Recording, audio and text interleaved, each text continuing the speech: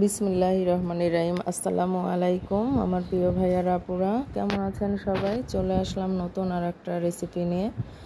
তো আজকে করে দেখাবো আচারি খিচুড়ির রেসিপি। তো এটা অনেকেই অনেকভাবে করে খেয়ে দেখেছেন, তো আজকে এইভাবে করে খেয়ে দেখবেন, ইনশাআল্লাহ সবার কাছে ভালো লাগবে। চলুন মূল রেসিপিতে চলে যাই। তো এখানে প্রথমে আমি নিয়েছি কাঁচা মরিচ, রসুন, পেঁয়াজ, আর নিয়েছি আস্ত গরম মশলা, তেজপাতা। তো চলুন সব কিছু দেখিয়ে দিই। এখানে বাটা মশলা আছে কিছু। তো কড়াইটা বসিয়ে দিলাম, আমি তেলটা গরম করে নিয়েছি।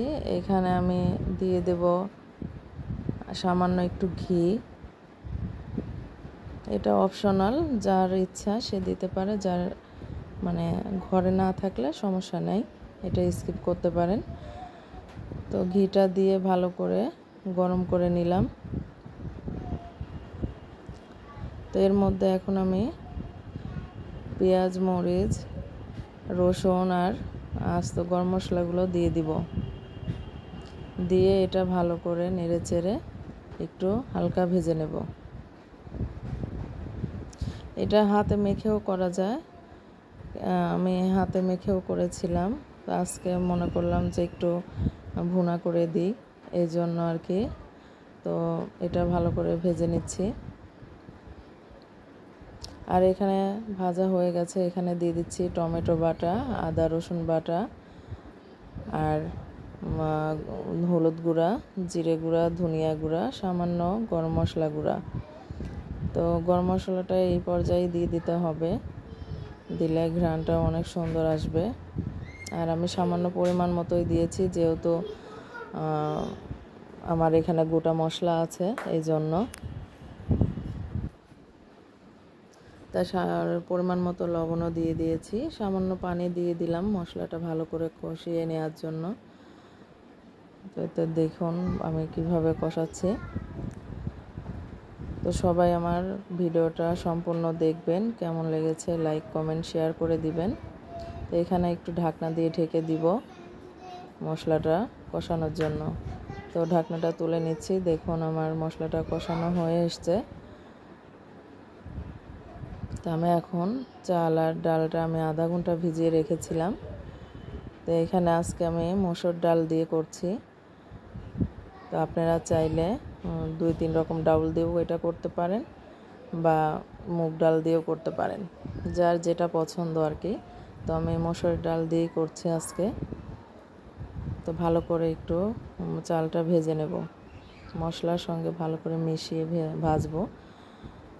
যারা আমার ভিডিওটা দেখছেন তাদেরকে অসংখ্য ধন্যবাদ, আর যারা দেখছেন না অবশ্যই আমার ভিডিওগুলো সবাই দেখবেন।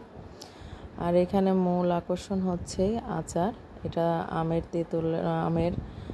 তেলের আচার।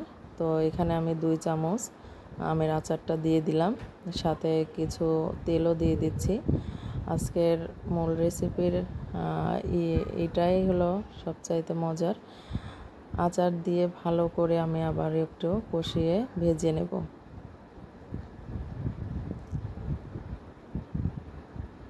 তো আমি ভালো করে ভেজে নিচ্ছি, দেখুন।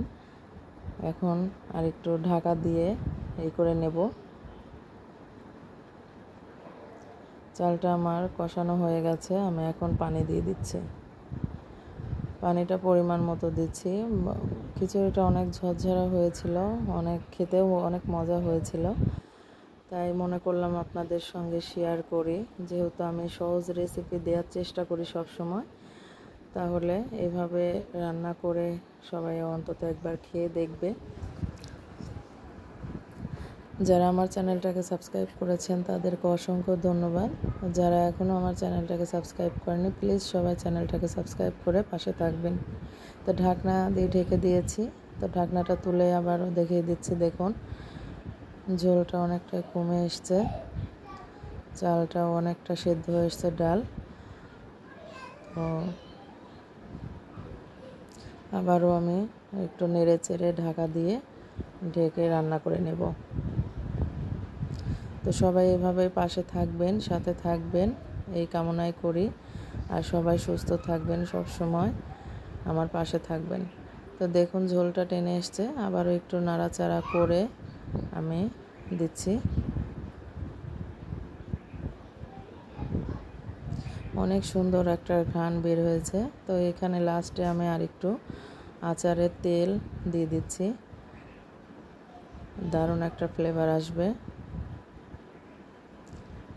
তো আবারও ঢাকনা দিয়ে আমি ঢেকে দিব, পরিবেশন করে একদম আপনাদেরকে দেখিয়ে দিচ্ছি। তো চলুন দেখে নেই খিচুড়িটার কালার কেমন এসছে। দেখুন মাশাআল্লাহ অনেক সুন্দর কালার এসছে আর অনেক ঘ্রাণ বের হচ্ছিল। দেখুন খিচুড়িটাও ঝরঝরা হয়েছে, খেতেও অসম্ভব মজা হয়েছিল আমার প্রিয় ভাইয়ারা আপুরা।